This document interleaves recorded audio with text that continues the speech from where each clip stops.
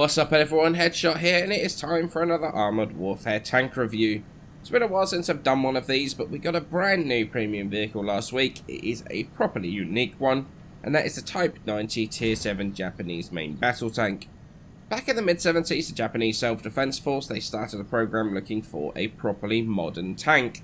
Their previous vehicle, the Type 74, had only really just entered service, but was almost immediately made obsolete by the Soviet vehicles like the T-72. So this was very quickly designed in light of that. The requirements were that the vehicle had to be self-reliant, had to have advanced composite armour, and a 120mm smoothbore gun, and that would be specially developed by the Japanese industry to fire Japanese-built ammunition. Problem was that it's extremely expensive developing a gun, and very time-consuming. And also at the same time, Dreadmaul were developing their famous L44 120mm smoothbore gun, and that went on to be used on the M1 Abrams, although slightly modified, and the German Leopard 2 main battle tanks. In the end, the decision was made to abandon the Japanese developed weapon and just fit the one from Dreadmaul. The biggest feature of the vehicle wasn't just its heavy armour, but a super clever use of hydropneumatic suspension, and that gave it unparalleled gun elevation and gun depression, something that is very important with Japan being a very mountainous country. This type of suspension was originally from car manufacturing. The Citroen DS is a very famous use of it, and it allowed for super smooth traverse over rougher terrain, but also allowed the vehicle to be raised and lowered in different ways, and that became super useful for a vehicle like the Type 90. It uses compressed air instead of hydraulic fluid because of the way that compressed gas can absorb shocks better than fluid, since air transfers the force better, but also allows for manipulation of the ride height by changing the pressures inside the cylinder.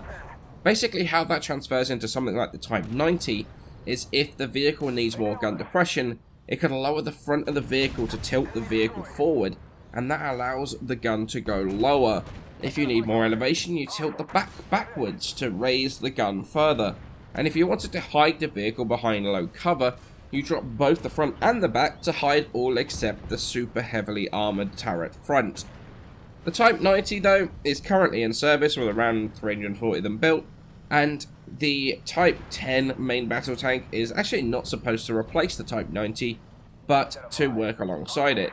And it's likely we're going to see the Type 90 as the mainstay of the Japanese Defense Force for many years to come. So let's take a look at the armor profile of the Type 90. It is very, very strong. As you see, it strips all my camo off. So against another Type 90, as you can see, turret ring, basically. And there's a little bit under here. You're going to see it actually better off when I show some other vehicles. But mostly, lower plate here, you're going to go through sort of 9 times out of 10, like 86% roughly.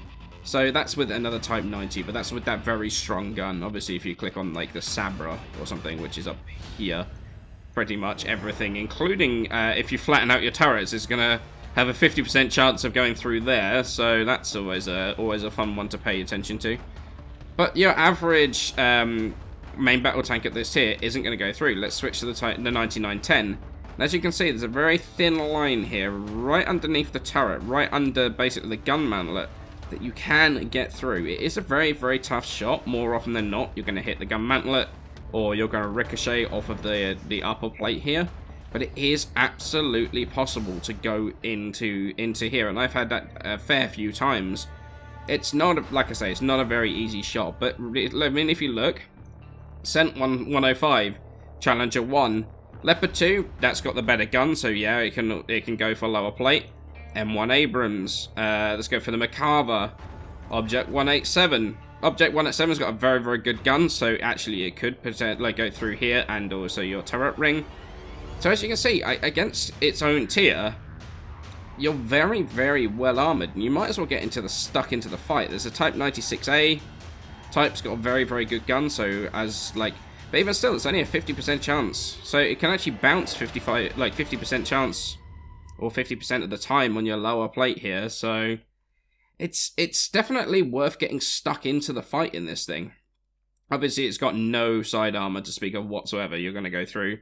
I mean, look at that, 210. It's going to do absolutely nothing. The one thing you do need to be careful of, if you're in ridge fights and you go too far over, you need to be careful you don't flatten out this this panel too much, because it does as you can see from this sort of angle, it does have a bit of like a flatness to it. So if you flatten that out like too much, it's just going to go straight through, especially if you're coming down a slope. You've got the entire roof here. You've got all of this. So you just got to be very, very careful when you're doing your ridge fights. You don't sort of overshow, to be honest. But, I mean, against tier 7, most of the time you might as well just get stuck in. Let's go into the tier 6s. Chieftain isn't going to do anything. Lav, the Leopard, the Abrams, like nothing here is going to do anything whatsoever. So you, against tier 7s and tier 6s, just get stuck into the fight. Like, even against tier 8s, let's go into the tier 8s. AMX, look. You're going to have a very low chance of going through there. Dragon's got a very good gun, 51% chance. Leo 2, not going to have a problem here. In fact, you need to be even, like, yeah, it's going to pen that upper plate as well, to be honest. It's, I mean, 31% chance there. So even if they, like, miss that big lower plate that you've got there, you've still got a chance of going in through there. But, like, if you go the Evo, let's got Striker, let's, Abrams, like, 50% still. So you have got really, really good armor on this thing. So you might as well. Like, I've seen a lot of people sit back and not want to do a lot with this thing. But like against equal tier and below, get stuck into the fight. Like you don't have to worry about your armor too much. Against tier 8s, you do need to worry about it a bit more.